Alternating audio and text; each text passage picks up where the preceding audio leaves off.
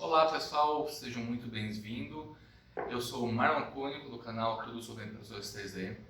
Hoje a gente vai dar sequência na nossa série de vídeos sobre manufatura avançada e a gente vai ter um tema muito interessante hoje. A gente vai começar a introduzir vocês no mundo de otimização de topologia, ou seja, como que você modifica a geometria da tua peça ou do teu objeto para que ele obtenha uma maior resistência ou mantenha a resistência reduzindo a sua massa.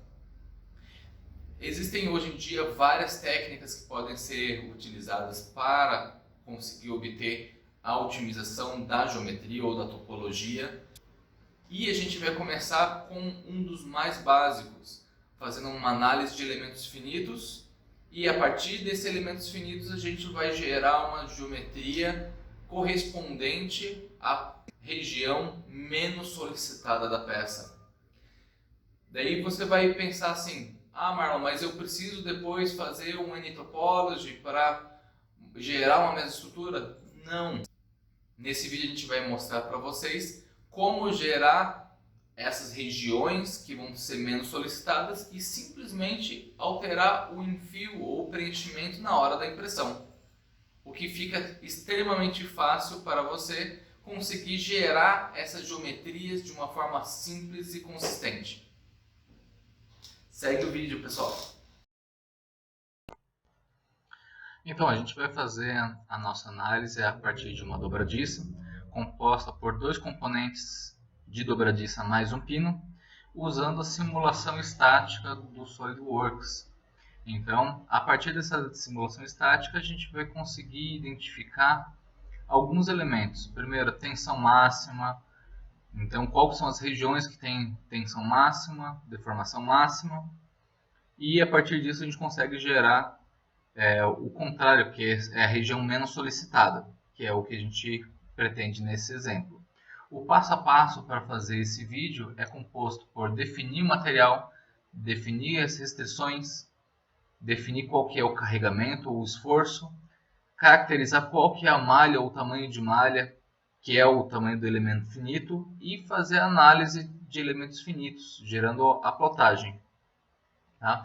No SolidWorks, na definição das propriedades do material, se você tentar ir direto no material, você não vai conseguir modificar as propriedades. Então, para você conseguir fazer a modificação, você tem que copiar e colar dentro de materiais personalizados. É o único jeito que você vai conseguir realmente definir qual que é a tua característica.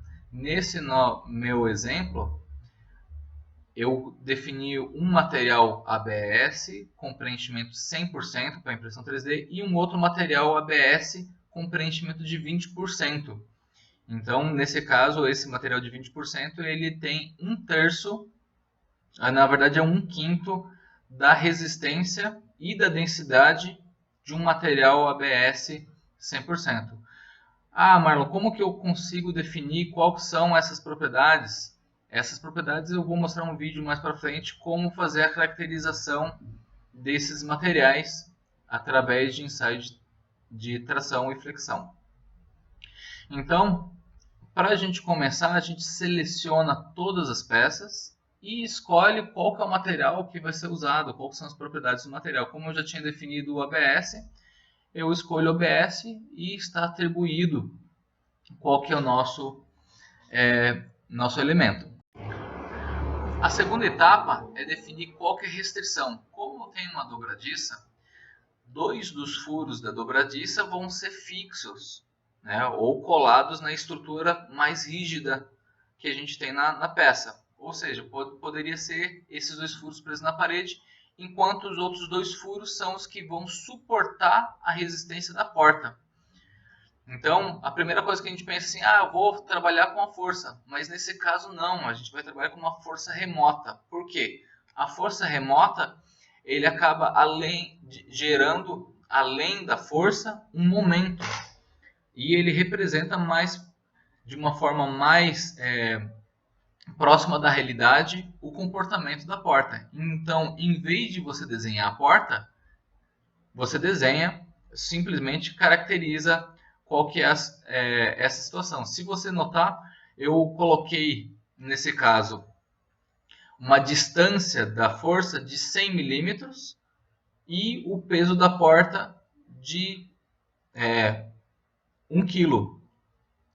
Então, você consegue ver que essa distância está em cima do centro de gravidade da porta, que estava a 100 milímetros do meu furo, e depois eu consigo caracterizar ele com essa distância. Próximo passo é definir qual que é a interação entre cada um dos componentes. A gente tem 3 componentes.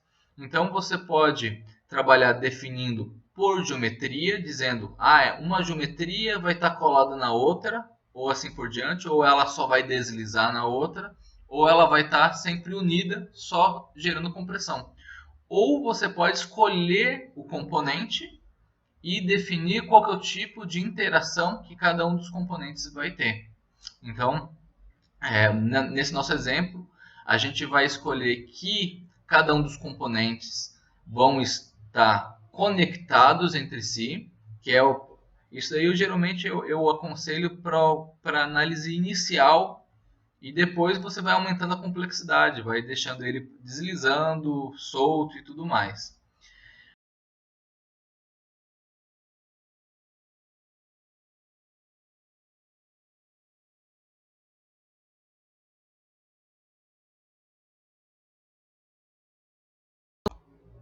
O próximo passo é a geração de malha. O que a gente pode dizer? Quanto mais fina for a malha, mais próximo da realidade o comportamento do material vai ser. Mas nesse caso, para só ilustrar didaticamente, a gente vai deixar a malha mais grossa, que daí facilita e vai diminuir o tempo de cálculo que a gente tem no elementos finitos. Quanto mais fino, maior o tempo de cálculo. Quanto mais grosso, mais diferente da realidade, mais rápido vai ser o cálculo.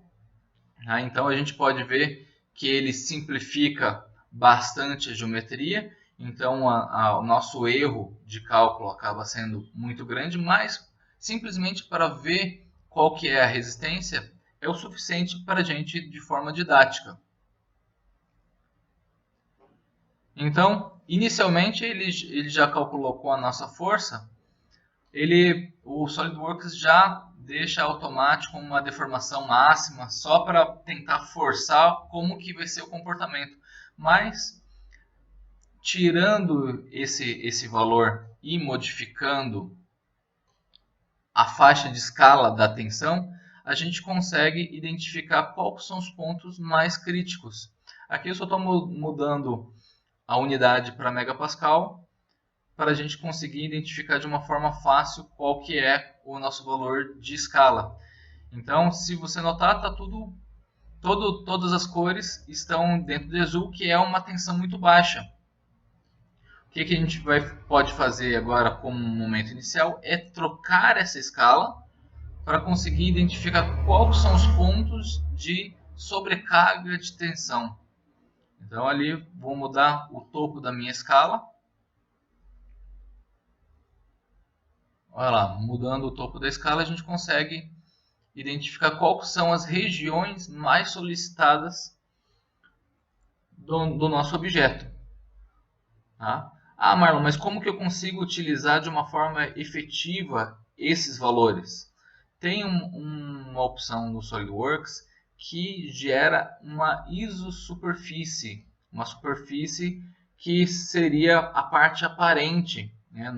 Nesse caso, seria a parte aparente, ele geraria uma superfície só com a região solicitada. Então, aqui ele mostraria, eu estou mostrando para vocês qual que é o equivalente sólido da região que vai ser a mais solicitada. Tá? Muito bem, eu sei qual é a região mais solicitada, mas no nosso exemplo eu quero saber qual é a região menos solicitada para gerar uma superfície ou uma mesoestrutura topológica. Então, invertendo a nossa superfície, você consegue ver que foi cavado uma região que que é a região menos solicitada. Tá? Mudando a nossa faixa de análise, a gente consegue identificar qual que são as partes da peça que são as menos solicitadas conforme a nossa isosuperfície. Então, todas as regiões externas da peça são menos solicitadas nesse caso. Se eu quiser, eu posso também criar mais isosuperfícies, gerando partes intermediárias.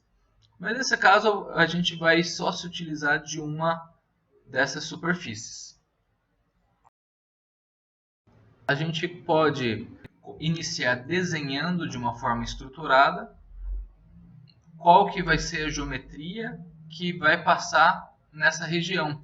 Então, nesse caso, eu vou estar desenhando um contorno de uma região. Se vocês notarem, a geometria gerada pela superfície é muito irregular, mas a gente consegue fazer um desenho de uma forma estruturada, conseguindo ter exatamente a região que é a necessária para a gente, nesse caso. Tá? Então, nota-se ali, claro que nesse caso eu só estou fazendo um contorno à mão livre, mas quando você está fazendo um projeto, você deixa ele de uma forma estruturada, né, com dimensões simétricas, com dimensões mais bem definidas, o que facilita na hora da construção da peça, porque além da resistência, você tem outras características a serem consideradas num projeto mecânico. Você tem como, por exemplo, características de fabricação, você tem característica de espessura máxima, restrições de processo, restrições de geometria. Então, nesse caso, a gente só vai considerar um dos casos, e eu vou estar desenhando de uma forma livre qual que vai ser essa geometria. Você consegue ver também que no início a gente começa somente com uma extrusão, mas a parte tridimensional da isosuperfície a gente pode ir aparando como se fosse uma modelagem de escultura. Nesse caso a gente pode se utilizar de formas livres, a gente pode realizar cortes estruturados. Nesse caso eu só vou gerar um corte único para conseguir simplesmente atrelar a parte tridimensional dessa nossa geometria. E a partir desse corte único, a gente consegue simplificar de uma forma muito grande qual que é essa geometria da isosuperfície, que a gente vai acabar reduzindo a resistência. Que esse é o objetivo dessa otimização que a gente está fazendo. A gente está gerando uma geometria que é a menos solicitada. Então a gente pode diminuir a massa e diminuir a resistência como consequência dessa região menos solicitada. Então, a partir desse sólido, a gente consegue fazer uma modificação na nossa peça original, fazendo uma divisão e também uma criação de dois sólidos. Então a gente vai ter esse sólido criado e a gente vai subtrair qual que é a geometria original que a gente tinha no sólido, gerando duas peças, o que facilita para a gente a divisão entre uma região e outra.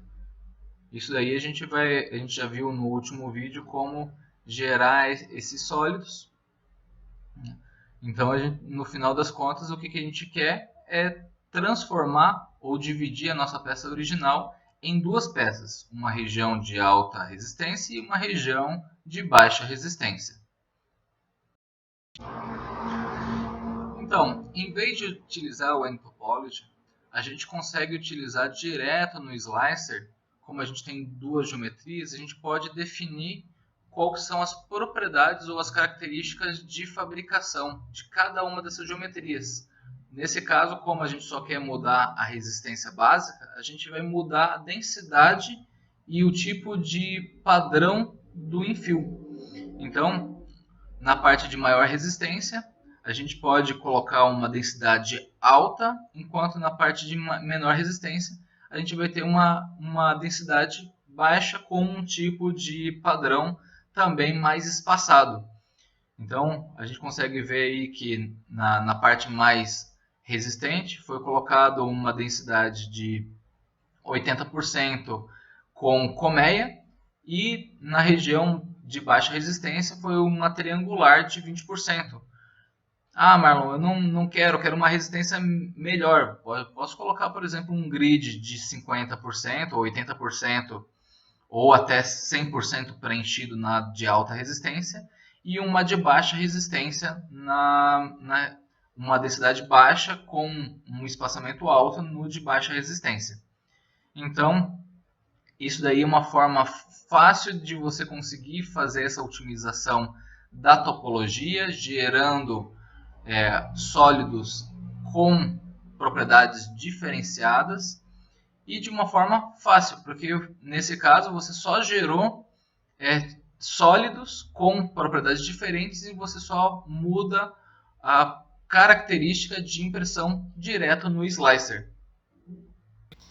Pessoal, esse foi o nosso vídeo de hoje. Espero que vocês tenham gostado muito dessa informação. Esse vídeo também vai ser compartilhado no canal PL Tech do Pedro Lucas. Se você gostou e se acha que é útil, dê o like, acompanhe-nos em nossos canais e também compartilhe com seus amigos e colegas profissionais.